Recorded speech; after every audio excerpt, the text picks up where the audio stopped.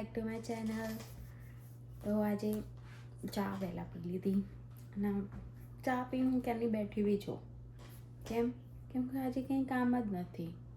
હસબન્ડને job જવાનું છે તો ખાવા માટે બધું ચોપિંગ કરીને રાખ્યું છે. દાળ, મગની દાળ અને રોટલી કરવાની. તો ડુંગળીને બધું કાપીને મૂક્યું છે. તો કંઈ કામ નથી. અત્યારે ખાવાનું કરવાનું બી નહીં. થોડી વાર રહીને પછી કરવાનું છે. તો જોઈએ પછી આપણે બીજું શું કરીએ કે કામ તો ઘરે રહીને તો બીજું શું થાય કામ.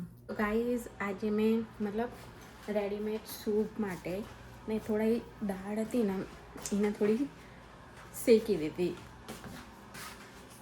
જો ચણા દાળ છે, પછી મસૂરની દાળ છે અને મોગર દાળ છે અને થોડા સ્પાઇસીસ નાખ્યા હતા એમાં મરી, જીરું અને મેથી નહીં શું હતું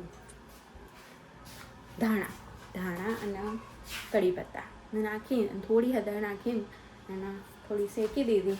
ઠંડુ થવા દીધું. હવે એને ગ્રાઇન્ડ કરી દઉં એટલે પાવડર જેવું થઈ જશે. પછી ગમે ત્યારે બનાવવું હોય ને સૂપ તો રેડીમેડ સૂપ માટે તૈયાર. ખાલી અંદર વેજીસ નાખવાના, પાણી નાખવાનું, નાયરો પાવડર નાખવાનો 1 ચમચી કાં તો 2 ચમચી જેટલા માટે બનાવો એટલા માટે. અને પછી આપણો સૂપ રેડી છે. તો ચલો સૂપને ગ્રાઇન્ડ કરી લઈએ. સૂપ નહીં, દાણાના ગ્રાઇન્ડ કરી લઈએ. ઓકે.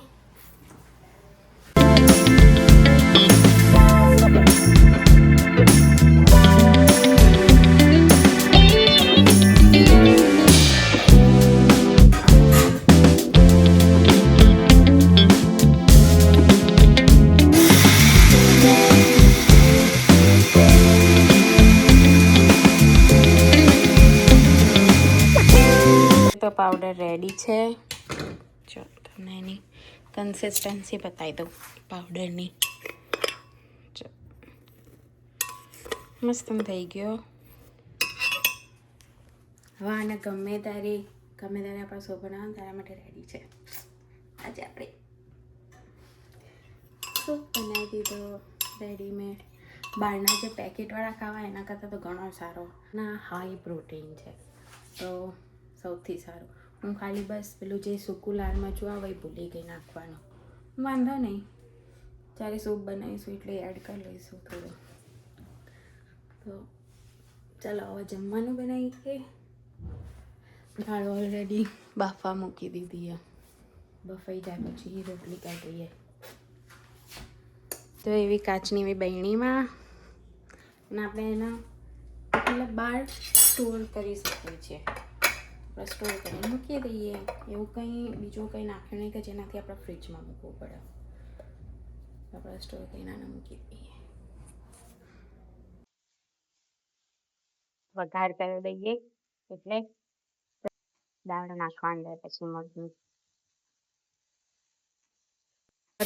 કુકરમાં હવા ભરાઈ ગઈ તો વાલથી પાછો નીકળે એકદમ. એવું થયું હું તો બીવાઈ ગઈ પહેલી તો. હો શાક બી સાઈડમાં કરી દીધું. વાલ જ બગડી ગયો યાર. કુકર બગડી ગયું લાગે. હવે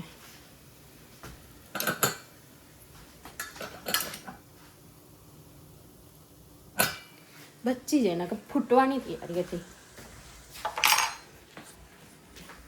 કુકર તો સીધો ઉપર અમારો જ રૂમ.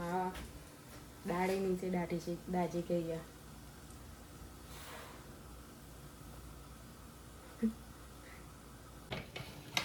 થઈ ગઈ પણ નીચે દાજી ગઈ.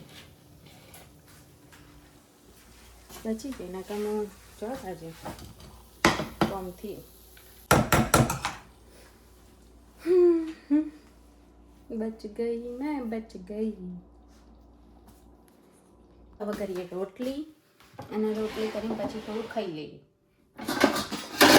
હું રોટલી કરી લઈશ એટલે આમ પછી પારથી ઉઠી જશે તો પછી પાર્ટ માટે ચા બનાવવાની. તો ચા બનાવી દઈશું પછી ફ્રી હું.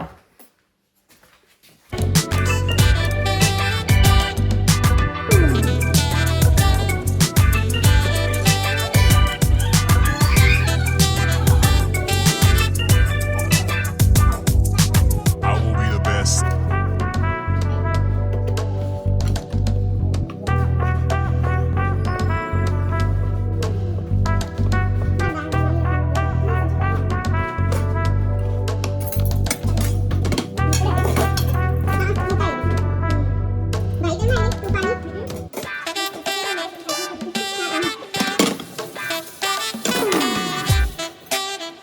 ગાઈઝ હું આવી હતી બહાર, પાર્થ જતા હતા બહાર, તો મને કહે છે લંગાતા हुआ તો હું આવી, તો પછી અમે વોલમાર્ટ આવી ગયા. તો મેં મારી અમુક ઝેરોક્સ હતી તો એ કરાવતી હતી.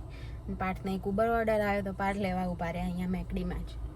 હું અંદર આવી ગઈ ગાડીમાં પાછી. વાલીને પાર્થ પછી મને મૂકી જશે કેમ કે ઓલરેડી એમનો ટાઈમ થવા આવ્યો.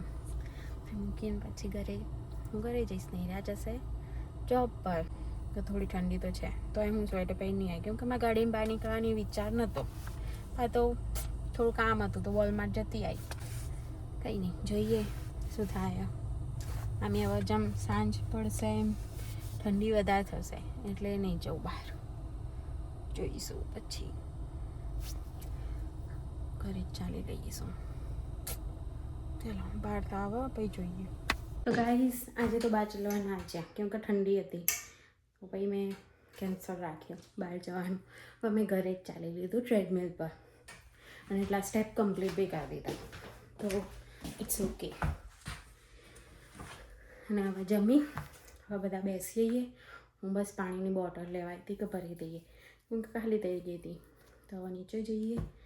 હજી કપડાં પડ્યા બધા વાળીને કાલે ધોયા હતા તો વાળ્યા. હજી તો બીજો થેલો બાકી રંગીન કપડાં છે એ રહ્યા. તો એ રહ્યા હવે વાળીને પછી સૂઈ જઈશું. તો આપણે જે હંમેશા વિચારીએ અમુક વાર ના બી થાય તો કંઈ ગિલ્ટ નહીં કરવાનું, ફરીથી ટ્રાય કરવાનો. ઓકે, તો બાય ગાઈઝ, ગુડ નાઇટ, જય શ્રી કૃષ્ણ.